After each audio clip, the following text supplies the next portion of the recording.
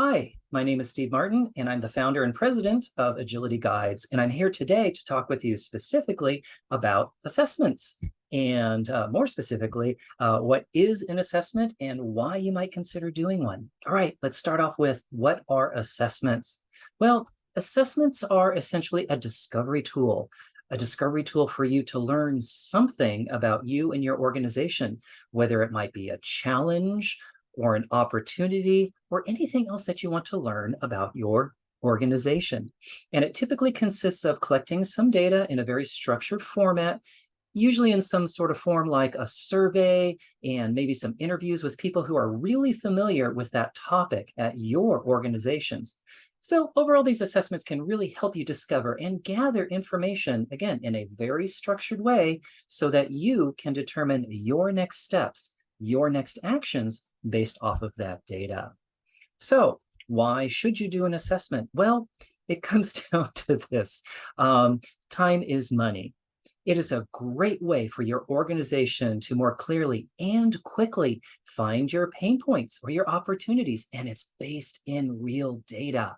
And by having that more objective, real data for you to take a look at, you can gain insights into your actual problems or your actual opportunities instead of just making a guess at a problem or a solution. So it really streamlines that whole process down really quite nicely.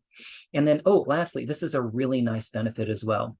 If you involve the right persons in the assessment, because they're contributing to it, they'll be more likely to help with any changes needed that might come as a result of that assessment. So involving the right people in the assessments can be great at generating buy-in for change coming out of that assessment.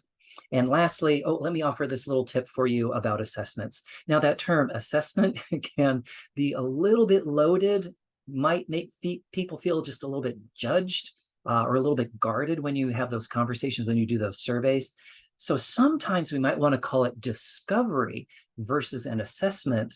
And by just that simple switch of that word, discovery instead of assessment, it might be just enough to reduce either some stress or resistance to the experience. Well, that's all I had for you today about the what or the why for assessments. And if you want to learn just a little bit more, we've got a couple other short videos for you to watch about the whole process of doing assessments. Thanks for watching.